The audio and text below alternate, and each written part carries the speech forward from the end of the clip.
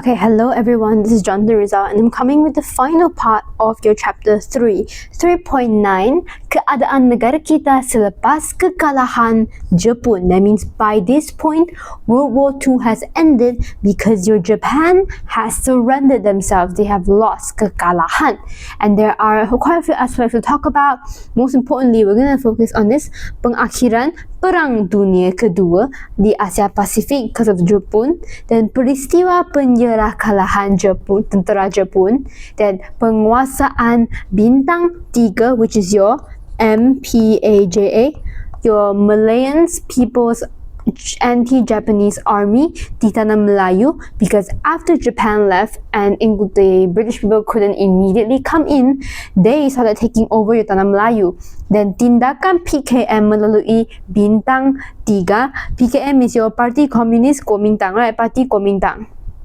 Then your tindak balas orang Melayu, how they respond to this, and finally usaha perundingan dan kompromi ke arah perdamaian. Okay, kompromi would be like compromise, alright? So let's start here first. So pengakhiran World War II Perang Dunia Kedua di Asia Pasifik. Okay, it started how did the Japanese surrender themselves? Why did they do so? Aren't they like succeeding really well right now? Well, we mentioned in 3.8 that they felt very pressured, tertekan, because of the war happening with the Pakatan Bersekutu.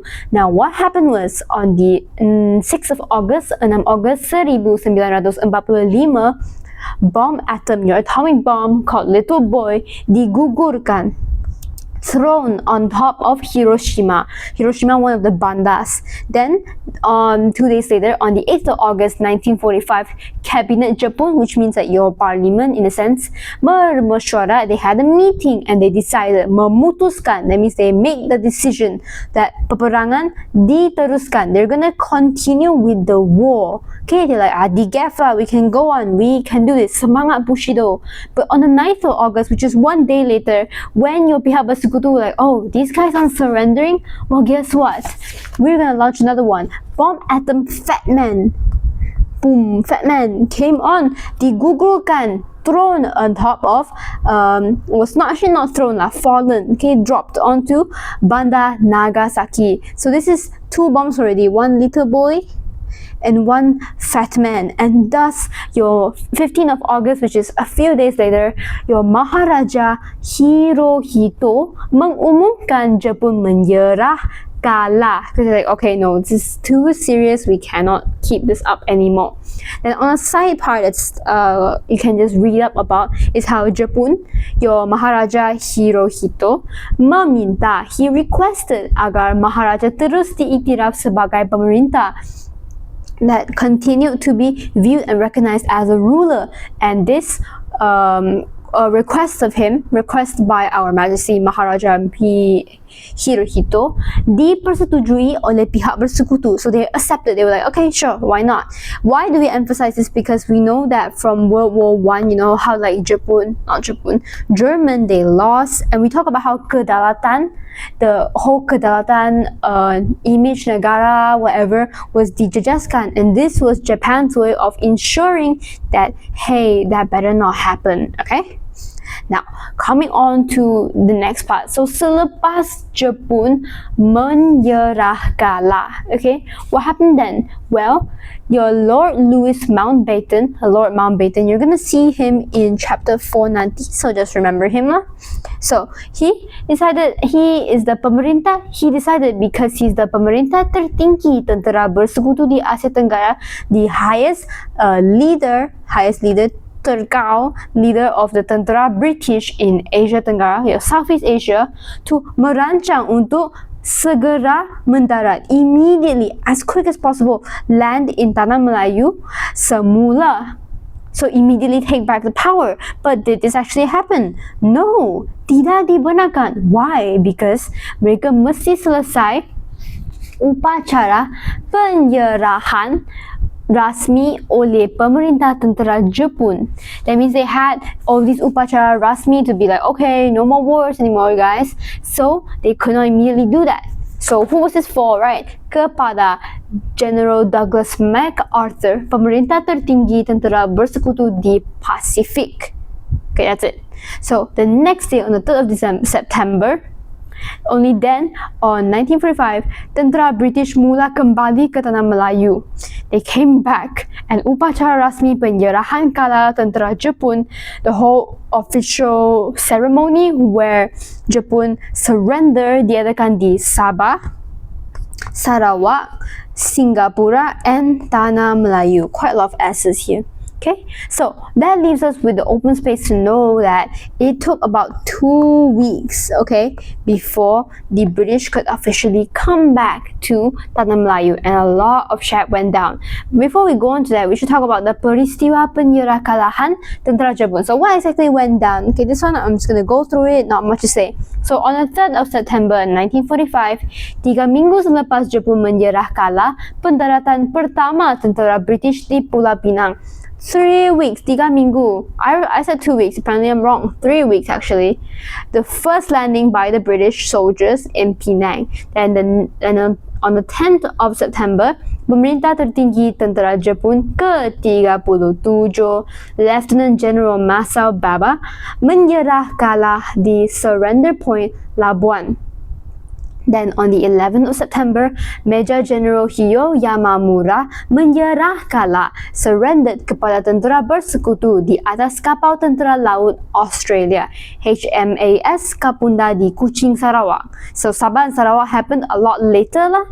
Then here, on the 12th of September, Lord Mountbatten, the guy we mentioned right here, Lord Mountbatten, okay, pemerintah tertinggi tentera bersekutu di Asia Tenggara, menandatangani signed an agreement pernyataan menyerah kalah tentera Jepun di Singapura. And the final one on the 13th of September, General Teizo Ishiguro menyerah kalah, surrendered kepada Lieutenant O.L. Roberts at Kuala Lumpur. Okay, we cool? That's about it. Boom. Now let's go on to something a little bit heavier, which is your penguasaan bintang 3 di Tanah Melayu. Your MPAJA, remember them?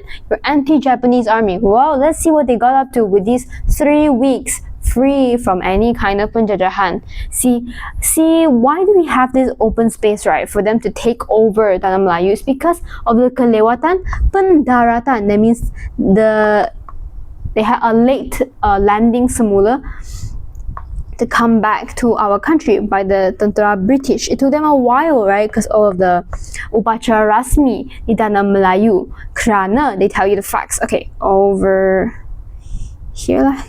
Give me the space to use. Okay, so they say, oh, it was because pendaratan dapat dilakukan selepas. Dapat dilakukan selepas. That means after. After what, you might be asking? Well, they tell you after the upacara penyerahan rasmi, the official ceremonies where they surrender. Rasmi is your keyword here. Oleh pemerintah tentera Jepun. Okay, this one it's just like a repeating what we just said just now. So I'm just gonna write pemerintah tentera Jepun. Okay. Now, coming back to this, so what was the kesan? Because the British came late, it opened up kekosongan politik. There was an open space in the political aspect of our Tanah Melayu, of our country. Thus, Bintang 3 PKM yo Parti Kuomintang, right? Let me put this here. Bintang 3, ding ding ding ding. PKM your Parti Kuomintang melalui your MPAJA, okay, mengambil alih, took over your penguasaan, the power in Tanah Melayu for approximately 14 days, which is how many weeks? 2 weeks. Now, Bintang 3, this same group, sorry, wrong colors. Okay, Bintang, alamak. Okay, Bintang 3 menganggap, they saw that the kekalahan tentera Jepun sebagai what? Lambang keunggulan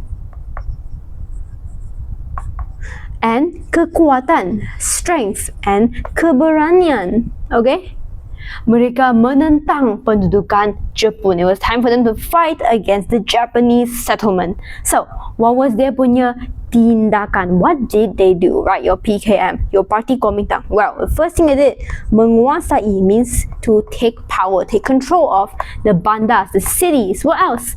The balai police. That's right, your police office and offices. And then finally, your offices of the government, pejabat, pendapatan, kerajaan. Here you're just going haywire. Yang ditinggalkan oleh tentera Jepun that was left by your Japanese soldiers. Then mereka buat apa? Once you have power of so many things, they decided to have their own laws, have their own undang-undang sendiri. IDGAF, what everyone else says, what nonsense lah, cukai lah, what system kawalan lah DGAF. I'm gonna have my own system now.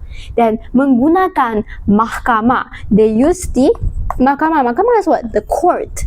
Alright? Untuk menjatuhkan hukuman mati. That's where it gets serious.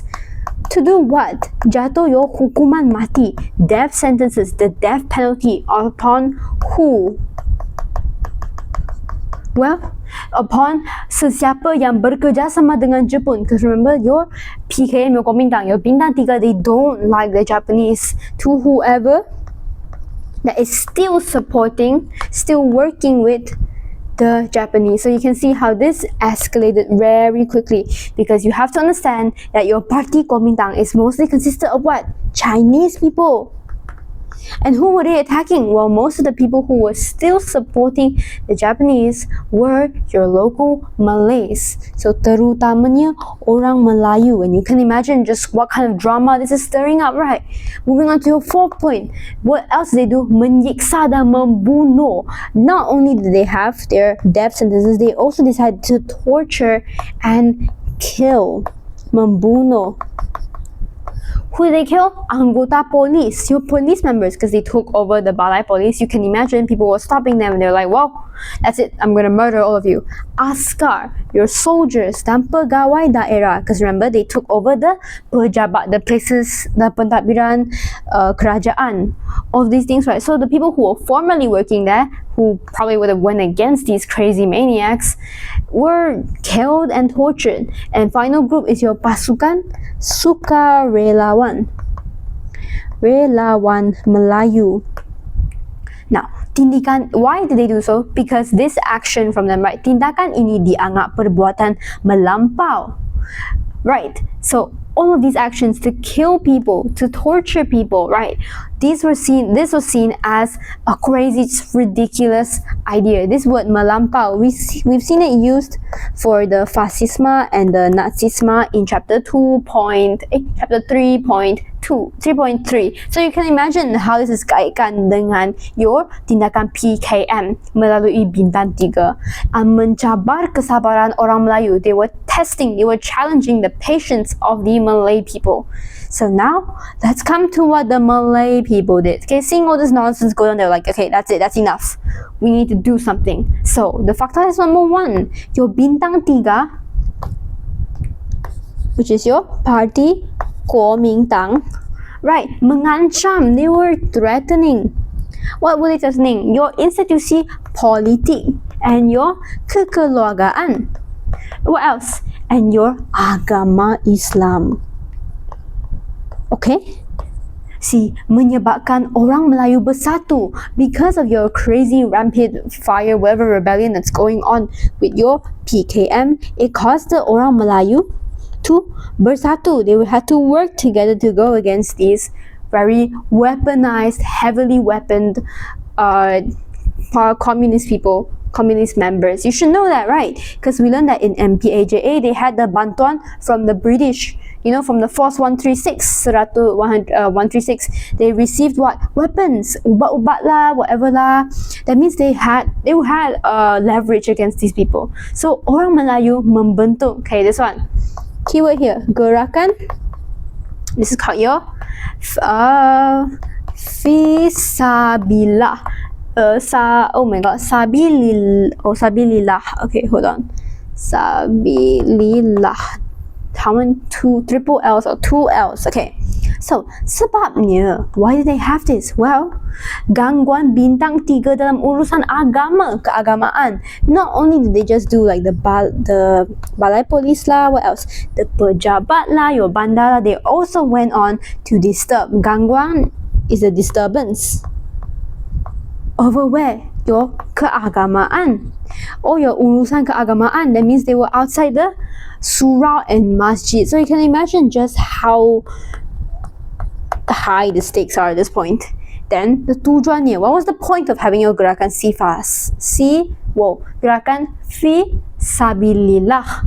Untuk mempertahankan, to protect dia punya marah, dia punya image. You're like, wow, this is ruining everything we stand for. So we must do something about it. Marah bangsa, hak, mempertahankan hak dan harta, and at the same time kelangsungan hidup. How are we going to continue our lives if we were constantly being threatened by these heavily armed communist members, right? Thus came the action gerakan fi sabilillah dan pimpinan ulama tempatan. That means they got their agama leaders as well to lead this. Pimpinan ulama means like 传教士, so almost like priests in a sense. Tempatan, see, memberikan inspirasi. They gave inspiration kepada memberikan inspirasi kepada masyarakat Melayu berhadapan dengan kezaliman bintang 3, against the recklessness, the aggressiveness, the violence by the bintang 3. Now, then we go over to more specifically here. They give you the point. This is in Johor. This is in Johor. Okay. So all the way at Johor, we have a special guy called Haji Saleh Abdul Karim, where I'm going to give you the other name that he has, which is Kiai Saleh. Okay, mempelopori penentangan. Mempelopori, we already seen this word all the way back in chapter 2.4 with your nasionalisme di Filipina. Jose Rizal mempelopori your gerakan propaganda, and here we see it, mempelopori penentangan, to go against, to fight against. Beliau menubuhkan, what did he do? Menubuhkan pasukan tentera selempang merah. Tentera selempang merah. Okay. Hongyao, that means it's almost like a belt, the red color belt in a sense. Now, then over here at Sungai Manik, all the way at Perak, something happened here too. Tuan Haji Bakri Haji Muhammad Saman menjadi Khalifah Padang Panjang. So, untuk mempertahankan orang Melayu daripada ancaman bintang 3. Okay, this one not as important. Kiai Saleh is a bit more unique because he had his own pasukan tentera selempang merah. Okay, so now we've jelaskan the tindakan balas. How did they go against, right, these Malay people? How did they react to all of this? Now we have to talk about how we brought our country to peace, perdamaian. Okay, so first things first, we have to understand a particular character, so particular person. So over here, I'm going to separate this into two things. We have your usaha, Dato Onjafa. Dato. Okay, does this name feel familiar to you? Because I've jelaskan this before in your 2.1. Maksud nasionalisme. This is the guy who thought nationalism like tegap dan kuat, this manly man. See, you're gonna see him a lot later onwards in chapter 4 as well. So please do remember him, Dato Onjafa. So, ditugaskan, he was tugas to do what? To menamakan, you have to finish this off, okay? Menamakan kekacauan of the disturbance, the turbulence, dan memulihkan, bring back, to fix the keamanan, the peacefulness in Batu Pahat. So if you don't know where Batu Pahat is, this is at Johor lah, Batu Pahat. And dia dilantik oleh Sultan Ibrahim. Dato' Onjafa, he was chosen, dilantik, by the Sultan himself. Sultan Ibrahim. Sultan of where? Johor. Okay, sebagai pegawai daerah Batu Pahat. Now, what did he do with this? Well, knowing that he had to do something, beliau mengatur means to organize perundingan, to have a discussion, okay, antara Kia Saleh dan pemimpin Melayu dengan ketua bintang 3. So, Kia Saleh, we just jelaskan who he is, right? He has his old, what we call this, 那个红腰 di pasukan tentera selempeng merah, you know, going against the bintang 3. So, Kia Saleh dan pemimpin Melayu with the ketua of what? Bintang 3, your communist, you know. So, one of the wild things that make him so unique, by the way, this guy is a genius, not really genius, sweet talker, smooth talker. See, he berjaya memupuk to convince, to push Kia Saleh membebaskan orang Cina yang ditahan di Parit Raja, which is a location. Membebaskan the people that they have caught, orang Cina yang ditahan. And meanwhile, bintang 3, what will they do? Well, they will menawarkan penguasaan mereka di Balai Polis Batu Pahat to finish off, to end penguasaan mereka di Balai Polis. And then because he is pegawai daerah Batu Pahat, thus Balai Polis Batu Pahat. Then we move on to the second point kat sini. Tengah peranan raja-raja menyelesaikan pergaduhan kaum. So, your raja-raja pun datang kat sini lah menyelesaikan pergaduhan kaum. Maybe it's a fight between the races. So, okay, we're going to this quickly. Okay, Sultan Pahang, your Sultan Abu Bakar, it's okay, we call him Sultan Pahang pun boleh. Sultan Abu Bakar Riyatuddin Al-Muazzam Shah berangkat ke Kuala Lipis. Okay, dan dia mengingatkan penduduk agar tidak lagi bergaduh antara orang Melayu dengan orang Cina. Okay, he reminded your Sultan Baginda moved over to Kuala Lipis. Kuala Lipis is a place, okay? And to do what? Mengingatkan. Okay, to remind the people. Mengingatkan penduduk agar tidak lagi bergaduh antara orang Melayu dan orang Cina. That's it. Then on the opposite side of the spectrum, we have your Sultan Perak. Okay, Sultan Perak dia a little bit more, okay? Mengadakan Sultan Abdul Aziz Al-Mustasim Billah Shah mengadakan lawatan dan pemantauan. Lawatan means that you visit, and then pemantauan like you go check 你去 like 螺旋那样去 check ke beberapa daerah. So what? Memastikan. Wanted to make sure. Baginda wanted to make sure tidak berlaku pergaduhan. Same thing. Berlaku pergaduhan antara orang Melayu dengan orang Cina. Okay, Baginda juga berjumpa dengan pemimpin setempat, mesyuarat dengan penghulu, ketua kampung dan pegawai kerajaan diadakan. Having meetings everywhere, meeting with your local leaders to memastikan kerja pemulihan selepas perang diberikan keutamaan, to have an emphasis there. Okay? Then for your ketegangan antara kaum berlaku, right? We also have another aspect of this, which is not so much relating to Raja-Raja Melayu anymore, but it's in your Sarawak. Okay, so Sarawak selepas Jepun menyerah kalah, while there was a ketegangan, there was tension antara kaum berlaku sebelum pendaratan tentera Australia. So before the 11th of September, before the Australian came over, like to, take over our Sarawak all over again. So here I'm just going to pass through this. Di Kanawit, permusuhan berlaku antara bekas gerila peribumi yang dilatih oleh SRD dengan orang Cina bersahabat dengan tentera Jepun. Okay? Collaborating with the enemy. Dan di Kuching, campur tangan segera tentera Australia mengenakan perintah berkurung. They had a curfew now, okay? They're like, okay, that's it, you're fighting too much, right? Berjaya menghalang pertumpahan darah antara kaum. Pertumpahan darah, we dah jelaskan in 2.2 with your revolusi keagungan England. pertumbuhan darah means no bloodshed. Okay, no spilling of blood in a sense. Okay, understood?